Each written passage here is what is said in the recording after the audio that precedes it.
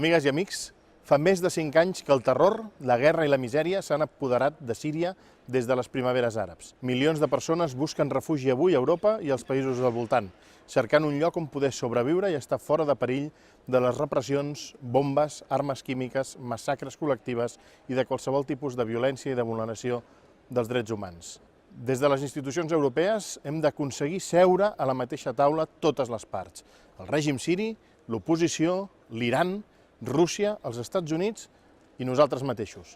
I hem de treballar per buscar una alternativa a l'estancament actual i proposar una sortida urgent a aquesta terrible guerra.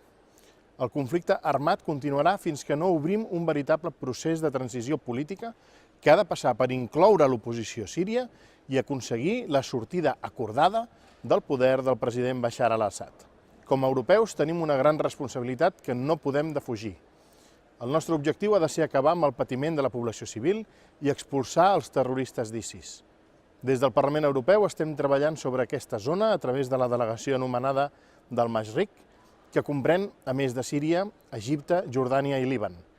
Israel i Palestina tenen delegacions a part, però òbviament formen part del mateix mapa geopolític. És a través d'aquesta delegació que aquesta setmana he participat en diverses sessions de treball a Egipte per tractar de millorar la cooperació en matèria de llibertats, seguretat, economia, drets de la dona i convivències interreligioses en aquest país. Egipte és un dels pocs estats a la regió que no ha caigut en l'anarquia després de les revoltes populars, malgrat que ha estat a punt en diversos moments.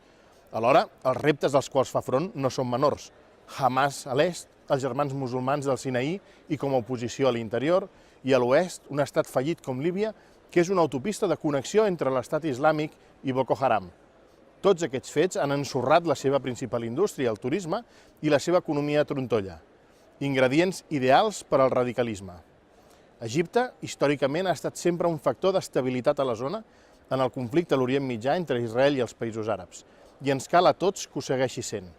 No obstant això, el respecte als drets humans queda molt lluny dels estàndards que voldríem des d'Europa. Per això sempre aixecarem la veu davant de qualsevol vulneració dels drets humans i de les llibertats del poble egipci. No ens quedarem de braços creuats si volem que aquest sigui un bon aliat dels europeus en l'interès de tots.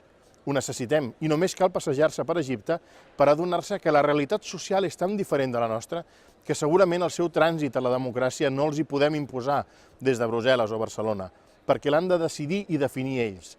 Però els hem de poder ajudar i ells han de voler deixar-se ajudar.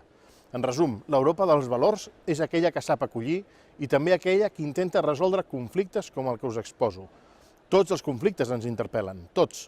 Per això el projecte europeu es fonamenta en la pau, la unió dels pobles i l'humanisme. Seguim treballant perquè així sigui a tot el món. Moltes gràcies i fins aviat.